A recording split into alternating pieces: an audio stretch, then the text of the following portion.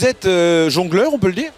On peut le dire, jongleur et magicien. Et mon travail s'articule autour du jonglage et de la magie, où je jongle avec des balles qui changent de gravité en cours de jonglage. Alors, on va reprendre depuis le début. C'est-à-dire, qu'est-ce qui se passe pendant votre numéro? C'est-à-dire que je jongle.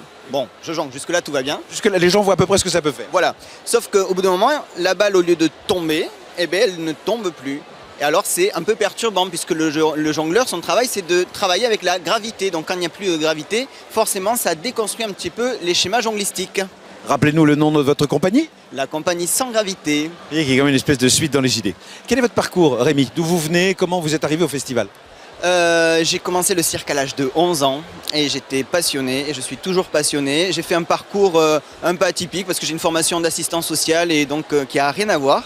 Mais après cette formation-là, qui m'a fort plu d'ailleurs au demeurant. Il n'y a pas de honte, c'est très bien, vous avez le droit de faire autre chose que du cirque, Rémi, on ne vous en voudra pas.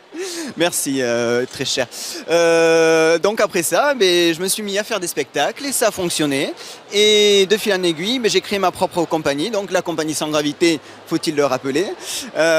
Qu'on retrouve sur Facebook, sur Internet, en googlisant. Et sur sansgravité.com, bien entendu. Vous êtes un escroc, Rémi, là, Sven. Et donc me voilà ici pour présenter un extrait du spectacle Déluge. C'est un spectacle seul en scène d'1 heure avec beaucoup de magie, beaucoup de machinerie, un univers, une petite histoire, etc. Et voilà, là ici je présente un extrait de 8 minutes. Comment ça s'est passé? Ça s'est très bien passé grâce à ce public qui est génial, vraiment, ça soutient énormément en tant qu'artiste avec le stress que ça représente d'être ici. C'est vraiment un grand soulagement d'être soutenu comme ça et aussi par toute l'équipe technique et tout est mis en place pour qu'on soit bien. Donc ça s'est très bien passé et vraiment je remercie tout le monde ici. Vous avez des espoirs en venant ici? Vous avez des choses, des projets en vue? En fait, moi, mon accomplissement, il se trouve dans le fait de jouer dans cet espace, puisque je regardais cette émission et cet événement quand j'étais petit. Je vous regardais à vous, très cher. Vous êtes parfaitement mufle.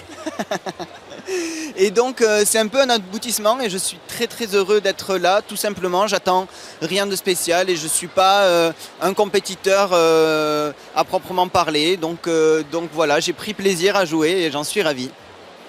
Vous avez créé votre spectacle au Lido Toulouse, c'est l'occasion de faire un clin d'œil à ce lieu qui produit, qui présente, qui forme beaucoup d'artistes de cirque. Exactement, et je remercie d'ailleurs Francis Rougemont qui nous a soutenus à tous là pour venir là. Je suis venu avec Christian Coumin, le directeur artistique du Lido, ainsi que Jocelyne Temio, qui est la metteur en scène de ce numéro et de mon spectacle. Nous avons cité tout le monde, ça c'est très bien. Quels sont les contacts que vous entretenez pendant ce festival avec les autres artistes? Alors là, c'est génial. Enfin non, en vrai, c'est étonnant. Moi, je pensais que ça allait être beaucoup plus compétitif, justement. Et en fait, c'est très friendly, très amical. On se soutient, c'est souriant, c'est bonne ambiance. Et j'adore ça parce que moi, je fais ce métier pour ça. Je ne fais pas ce métier pour qu'on se tire dans les pattes. Voilà.